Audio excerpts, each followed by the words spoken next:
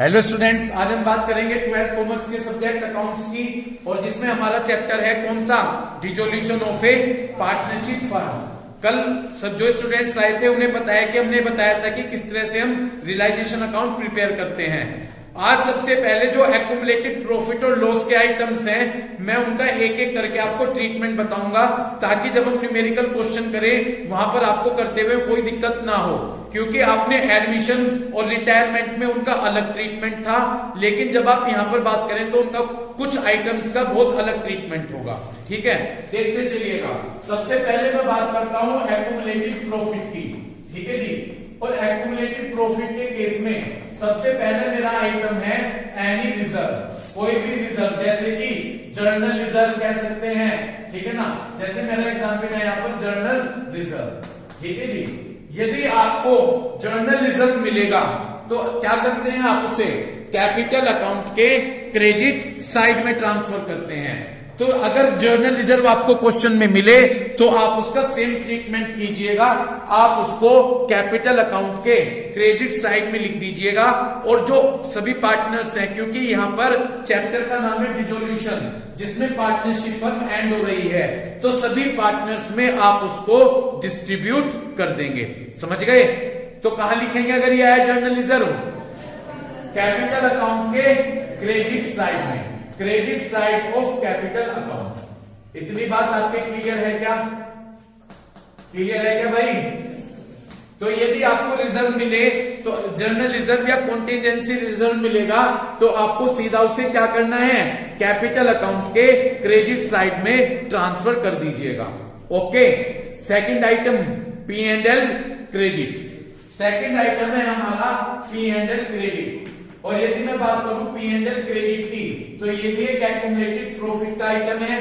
यदि आपको कभी पी एंड एल क्रेडिट मिलेगा तो सीधा सा वही ट्रीटमेंट जो आप पहले से करते हुए आए हैं। तो अगर आपको पी एंड एल क्रेडिट मिलेगा तो आप इसको क्रेडिट साइड में लिख दीजिएगा कैपिटल अकाउंट के। और मैं इसलिए भी लिखा आगे, आपको पता है कि किस रेशो में डिस्ट्रीब्यूट करना है, जो उनका रेशो दिया गया होगा उसी रेशो में आप उनको डिस्ट्रीब्यूट कर दीजिएगा। यहाँ न्यू रेशो का तो कोई राइज ही नहीं है केस, क्योंकि न्यू रेशो तो होगा ही नहीं। सीधा ये कह देंगे कि उनका ये रेशो था जिसमें वो अपना प्रॉफिट और लॉस डिस्ट्रीब्यूट करते थे। समझ में आ रही है बात मैं क्या बता रहा हूं? तो यदि आपको पी एंड एल क्रेडिट मिलेगा तो पी एंड एल क्रेडिट आप लिख देंगे credit side of capital account, credit side of capital account. इतनी बात आपके क्लियर हो गई? मेरे हिसाब से इन दोनों आइटम्स में तो आपको कोई प्रॉब्लम नहीं है। क्लियर? ठीक, दोनों आइटम कोई दिक्कत। जर्नल रिजर्व आएगा सीधे से पी एंड कैपिटल अकाउंट के क्रेडिट साइड में ट्रांसफर कर दीजिएगा, और यदि पी एंड एल आता है तो उसे भी आप कैपिटल अकाउंट के क्रेडिट साइड में ट्रांसफर कर दीजिएगा। तीसरा आइटम, सबसे पहले मैं यहां पर थर्ड आइटम लेता हूं WCR। क्या लेता हूं? WCR। WCR के 3 केस चलेंगे यहां पर, मैक्सिमम 3 केस हैं, और एक एक करके मैं तीनों केसों को आपके साथ डिफाइन करता हूं। और अपने माइंड में बिल्कुल अच्छी तरह से सेट कर लेना कि अगर ये कंडीशन है तो हमें ये करना है। और इस केस में बच्चा बहुत ज्यादा गलती करता है, तो एक एक करके कंडीशन क्लियर करते चलिए। सपोज कीजिए WCR के 3 केस बताए। पहला केस, लायबिलिटी साइड में, लायबिलिटी साइड WCR कहां मिलता है बैलेंस शीट में? लायबिलिटी साइड में। वहां पर आपको लायबिलिटी साइड में जाकर कह दिया कि WCR 30,000 है। कितना कह दिया? कि WCR 30,000 है। पता है कि WCR इसलिए बनाया जाता है क्योंकि कंपनी में वर्कर्स वर्क करते हैं, और उनका कुछ एक्सीडेंट वगैरह हो गया, कुछ ऐसी बात हो गई तो कंपनी को पैसे देने पड़ जाते हैं। तो कंपनी इसके लिए रिजर्व मेंटेन कर रखती है, ताकि अगर कुछ ऐसी बात हुई तो वहां से वो कवर कर लेंगे। यदि पहला केस क्या है, सिर्फ आपको लायबिलिटी साइड में क्या मिलेगा? WCR। इसके अलावा आपको कोई और इंफॉर्मेशन नहीं दी गई होगी, सिर्फ क्या दिया गया होगा? WCR लायबिलिटीज में 30,000। तो सीधे इस केस में आपके पास और कोई अदर इंफॉर्मेशन नहीं है, सिर्फ लायबिलिटी साइड में WCR दिया गया है। तो इस केस में सीधा क्या करना है, ये 30,000 रुपए कैपिटल अकाउंट में क्रेडिट साइड में ट्रांसफर कर दीजिएगा, क्रेडिट साइड ऑफ कैपिटल। पहला केस तो सिंपल है, जब कोई और अदर इंफॉर्मेशन नहीं है तो ये WCR सीधे कहां ट्रांसफर कर दीजिएगा? कैपिटल अकाउंट में। पहला केस क्लियर हो गया, क्योंकि सीधी सी बात है, ये बताया कि वर्कमैन कॉम्पेंसेशन रिजर्व 30,000 है और ये नहीं बताया कि कोई क्लेम भी हमने पे किया है, कुछ नहीं बताया, तो सीधा सा ये मानकर चलिएगा कि WCR है और आप इसे सीधा कैपिटल अकाउंट के क्रेडिट साइड में ट्रांसफर कर दीजिएगा।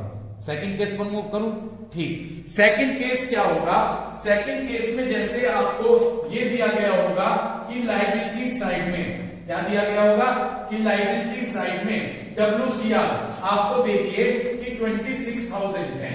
हमने WCR बनाए कितने, 26,000, कि हमने 26,000 बनाए थे, ठीक।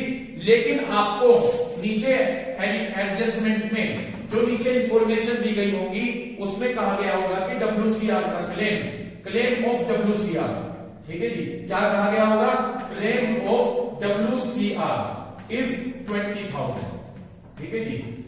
समझे दूसरा केस, कितना WCR बनाया था, 26 का बनाया था और कह दिया नीचे इंफॉर्मेशन में कि हमने 20,000 रुपए पे कर दिए WCR के क्लेम के। इतनी बात समझ में आ गई। ये मैं आपको क्वेश्चन में भी समझा सकता था, इसलिए बता रहा हूं क्योंकि आप इन्हें अपने माइंड में सेट कर लेंगे और अगर माइंड में सेट हो गए फिर तो बस आपको जल्दी से कैलकुलेशन करते चलनी है। तो यहां पर दूसरा केस ये है कि WCR के आपने 26,000 रुपीज बनाए थे, ठीक है जी।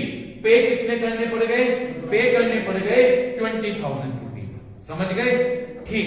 अब इस कंडीशन में क्या करेंगे, इस कंडीशन में ये बताइए रिजर्व कितना बचा, 6, क्योंकि 26 का बनाया था, 20 देने पड़ गए, कितना बचा 6,000। अब भी हमारे पास रिजर्व बचा, जो वो 6,000 का रिजर्व है वो तो हम कैपिटल अकाउंट के क्रेडिट साइड में लिखेंगे।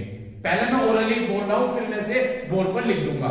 जो 6,000 आपको समझ में आ रहा है, 6,000 का रिजर्व बचा, वो जो 6,000 का रिजर्व बचा है उसको तो आप कैपिटल अकाउंट के क्रेडिट साइड में सभी पार्टनर्स में डिस्ट्रीब्यूट कर देंगे।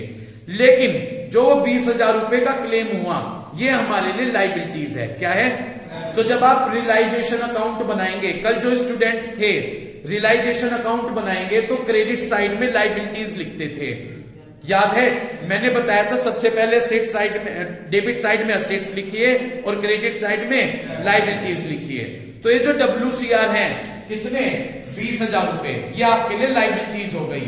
इसे लाइबिलिटीज मानकर रियलाइजेशन के, 1 मिनट में यहां पर बना देता हूं, पहले एक एक स्टेप बनाकर चलता हूं।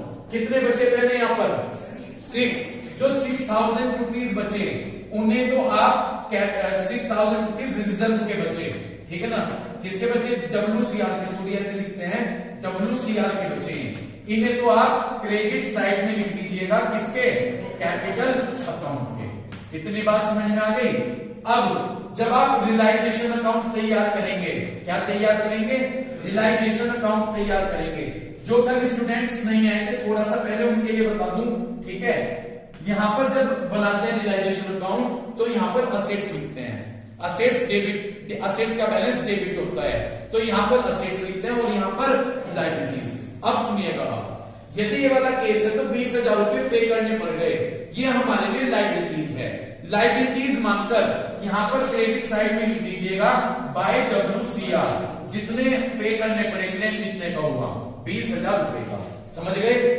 तो हमने यहां पर लिखा बाय WCR, जो हमारे लिए लायबिलिटीज थी, और क्योंकि कंपनी को पे करने पड़ गए, अगर पे करने पड़ती है लायबिलिटीज उसको हम यहां पर लिखते हैं, तो साथ ही साथ हम यहां पर लिख देंगे टू कैश या बैंक, कुछ भी लिख दीजिएगा, टू कैश और बैंक 20,000 रुपीज। इस तरह के केस में WCR का ट्रीटमेंट इस तरह से होगा, समझ गए। अब देखो, अगर मैंने केस इस तरह बता दिया, जब आप न्यूमेरिकल करोगे तो आपको पहले से ही पता होगा, सिर्फ आपको देखना और करना है एडजस्टमेंट।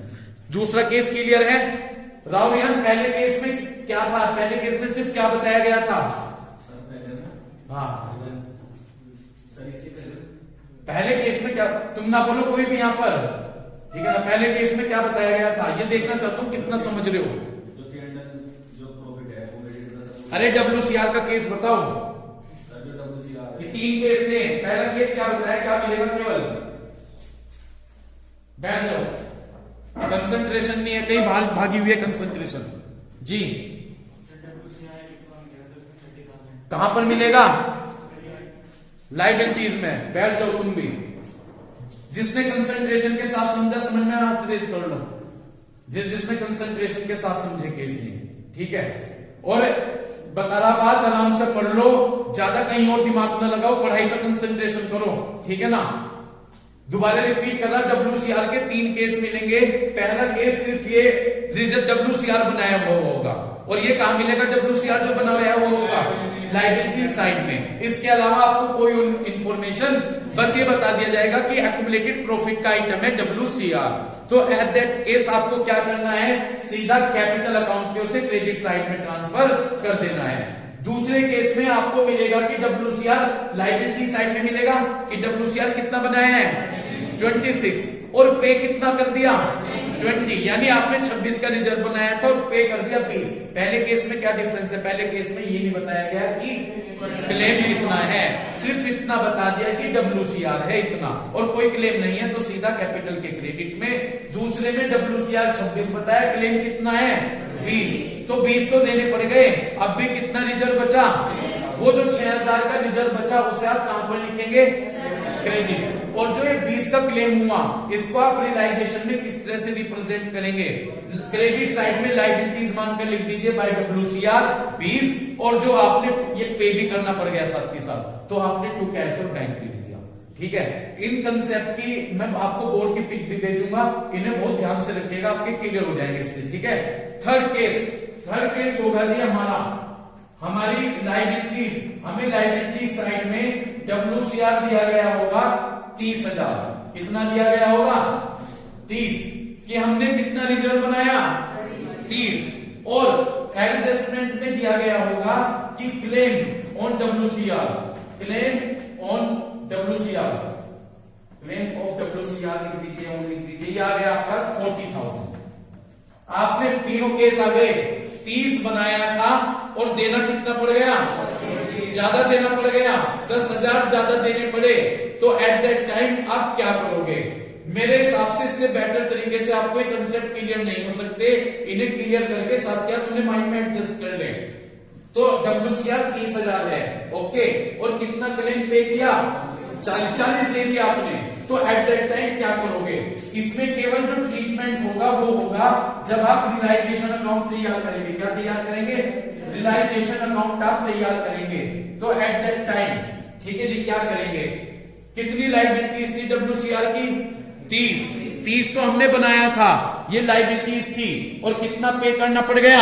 40। तो एट दैट टाइम अब आप क्या करेंगे जी? देखिएगा, यहां पर तो क्रेडिट साइड में जो लायबिलिटीज लिखेंगे वो लिखेंगे जितना आपने रिजर्व बनाया था। कितना बना रखा था? 30, और आपको पे कितना करना पड़ गया?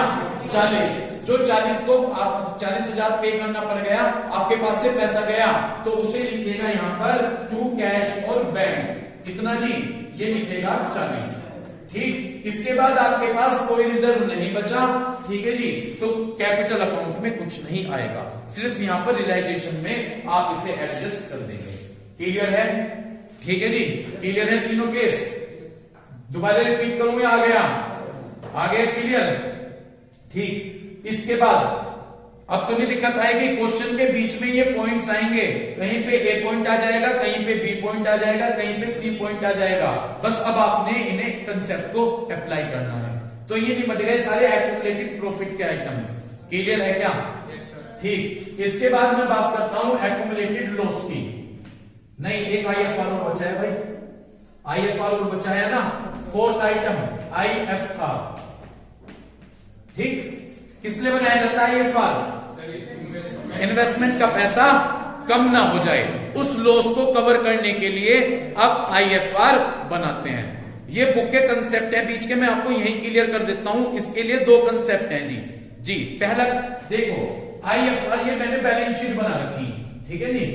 ये क्वेश्चन है मेरा, क्वेश्चन में यहां पर आपको ये लायबिलिटीज है, ये क्या है हमारी लायबिलिटीज, ये अमाउंट है, ये असेट्स है, और ये अमाउंट है। इतनी बात आपकी क्लियर हो गई? सही। कहां मिलेगा ये IFR? क्वेश्चन में जो आप करेंगे कहां मिलेगा? लायबिलिटी साइड में। ठीक है जी, तो ध्यान से सुनिएगा, लायबिलिटी साइड में आपको यहां पर IFR मिला हुआ है, ओके। ठीक। पहले एक कंसेप्ट क्लियर करता हूं, आईएफआर है और असेट्स में इन्वेस्टमेंट दिया गया है। असेट्स में क्या दिया गया है? इन्वेस्टमेंट। पहले ये कंडीशन देखिएगा कि आपको लायबिलिटीज में तो क्या दिया गया है? आईएफआर, और असेट्स में क्या है? अगर असेट्स में पहले ओरली यदि आईएफआर है और असेट्स में इन्वेस्टमेंट नहीं है, क्या नहीं है? इन्वेस्टमेंट इरेज कर दिया, केवल लायबिलिटीज में क्या है और असेट्स में क्या नहीं है? नहीं है। तो आपका ट्रीटमेंट क्या होगा? इस आईएफआर को आप सीधे कैपिटल अकाउंट के क्रेडिट साइड में ट्रांसफर कर दीजिएगा, ठीक है। और जब मैं प्रैक्टिकल क्वेश्चन करवाऊंगा भूल जाओगे, ठीक है, वहां इन्वेस्टमेंट दिया गया होगा, पता नहीं क्या क्या बताओगे। इसलिए आप सभी से रिक्वेस्ट है कि जो कंसेप्ट बताए जा रहे हैं उनको माइंड में सेट कर लीजिए, है ना। आईएफआर है और असेट्स में क्या नहीं है, तो सीधा आप क्या करेंगे? आईएफआर को कैपिटल अकाउंट के क्रेडिट साइड में लिखेंगे। कहां पर लिखेंगे? कैपिटल अकाउंट के क्रेडिट साइड में। वही जो ट्रीटमेंट करते हैं बाय आईएफआर, और जो पार्टनर्स का रेशो है उसमें डिस्ट्रीब्यूट कर देना। फर्स्ट पॉइंट क्लियर है क्या? सेकंड पॉइंट पर चलूं या दोबारा रिपीट करूं ये पॉइंट? केवल लायबिलिटी साइड में क्या है? आईएफआर है, ठीक है जी, और असेट्स में क्या नहीं है? इन्वेस्टमेंट नहीं है। इतनी बात क्लियर हो गई? ठीक। तो एट दैट टाइम सीधा सा ट्रीटमेंट होगा जैसा आप आईएफआर का और चैप्टर में करते आए हैं। आईएफआर को कैपिटल अकाउंट के क्रेडिट साइड में ट्रांसफर कर दीजिएगा। इतनी बात क्लियर हो गई? दूसरे केस पर चलूं, इसके भी दो केस बना दो आईएफआर का, है ना जी। ये तो है पहला केस। दूसरा केस, ठीक है ना जी, ये हमारी बैलेंस शीट है। बैलेंस शीट में ये यहां पर लायबिलिटीज, ये हमारी क्या हो गई? Liabilities amount, assets amount. इतनी बात क्लियर हो गई? ठीक। यहां पर तो आईएफआर तो दिया गया है लायबिलिटीज में और असेट्स में दिया गया है इन्वेस्टमेंट। क्या दिया गया है? इन्वेस्टमेंट। तो अब आपको क्या ट्रीटमेंट करना है? इस इन्वेस्टमेंट के आते ही केस चेंज हो जाएगा, ठीक है। अगर इन्वेस्टमेंट नहीं है तो सीधा कैपिटल के क्रेडिट में, लेकिन यदि लायबिलिटी साइड में आईएफआर आ गया और असेट्स में क्या आ गया? इन्वेस्टमेंट, तो अब आप क्या ट्रीटमेंट करेंगे? एट दैट टाइम जब आप रियलाइजेशन अकाउंट बनाएंगे, ठीक है ना जी, तो रियलाइजेशन अकाउंट के क्रेडिट साइड में केवल लिख दीजिएगा ये लायबिलिटीज है, क्योंकि आईएफआर हमारे लिए, तो लायबिलिटीज मानकर बाय साइड में आईएफआर लिख दीजिएगा। जितनी भी अमाउंट होगी वो अमाउंट लिख दीजिएगा, क्योंकि रिजर्व बनाया गया है, इसलिए कोई और इंफॉर्मेशन ना मानकर बस केवल एक सिंगल ट्रीटमेंट होगा। हम इसे बाय आईएफआर जितनी भी अमाउंट होगी रियलाइजेशन अकाउंट के क्रेडिट साइड में लिख देंगे। ये सिंपल ट्रीटमेंट होगा। यदि अब ये कहां नहीं जाएगा? आईएफआर कैपिटल में नहीं जाएगा, बस सीधा सा रियलाइजेशन अकाउंट के क्रेडिट साइड में चला जाएगा। ये ट्रीटमेंट है, समझ गए? ठीक। इस तरह से मैंने ये सारे एक्यूमुलेटेड प्रॉफिट के ट्रीटमेंट आपको बता दिए क्या होंगे। इसके बाद एक्यूमुलेटेड लॉस पर आ जाइए। एक्यूमुलेटेड लॉस, ध्यान से सुनिएगा। एक्यूमुलेटेड लॉस में पहला आइटम P&L डेबिट। सीधा सा जो ट्रीटमेंट करते हैं, क्या ट्रीटमेंट करते हैं? कैपिटल अकाउंट के डेबिट साइड में लिखते हैं, तो सीधे डेबिट साइड में लिख दीजिएगा कैपिटल अकाउंट के। ओके। इसके बाद दूसरा एडवर्टीजमेंट सस्पेंस अकाउंट या एक्सपेंडिचर अकाउंट, कोई treatment debit side capital account. कोई प्रॉब्लम? तो मेरे हिसाब से 4 आइटम, वैसे 6 आइटम बता रखे हैं एक्यूमुलेटेड प्रॉफिट और लॉस के। 4 आइटम का ट्रीटमेंट तो वैसा ही है, 2 आइटम का ट्रीटमेंट डिफरेंट है। क्लियर है? किस किस का वो डिफरेंट है? WCR और IFR पर आपको फोकस करना है। अब एक बात कहूंगा, एक आइटम था गुडविल एपियर, ठीक है जी, दोनों चैप्टर में, एडमिशन में भी और रिटायरमेंट में भी। मैंने वो गुडविल एपियर कहां बता रखा था आपको? कहां मिलेगा? असेट साइड, ठीक है जी, बता रखा था। ये गुडविल एपियर आपको असेट साइड मिलेगी बैलेंस शीट में। यदि वहां पर आपको गुडविल एपियर दी गई है असेट साइड में, तो यहां पर क्या ट्रीटमेंट होगा? उसको असेट्स मानकर, असेट्स तो है ही वो, उसको असेट्स मानकर रियलाइजेशन अकाउंट के जब आप टू साइड में सारी असेट्स लिखते चलते हैं, तो डेबिट साइड में वो गुडविल लिख दीजिएगा। टू गुडविल कहां पर लिखेंगे? रियलाइजेशन के डेबिट साइड में। जब आप सबसे पहले जो कल स्टूडेंट आए थे बताया था ना 2 असेट्स, तो उन असेट्स को लिखते हुए गुडविल भी लिख दीजिएगा। और यदि नीचे एडजस्टमेंट में कहा है कि गुडविल बेचकर इतना पैसा मिला, गुडविल बेचकर इतना पैसा मिला, असेट्स बेचते हैं तो कल कहा लिखते हैं कशिश कल आए थे बाय साइड, तो वहां पर उसमें जाकर लिख दीजिएगा बाय साइड में। और यदि कुछ नहीं कह रखा कि गुडविल बेचकर कुछ इंफॉर्मेशन नहीं है, तो ये मान लीजिएगा कुछ नहीं करना, बस सीधा तो गुडविल लिखना है। ठीक है, चलिए ये पॉइंट्स को मैं आपको क्वेश्चन करते हुए समझा दूंगा जब आप क्वेश्चन करेंगे। फिलहाल इन ट्रीटमेंट का था, मुझे उम्मीद है इन ट्रीटमेंट्स को आप अच्छे से क्लियर करेंगे। Thank you.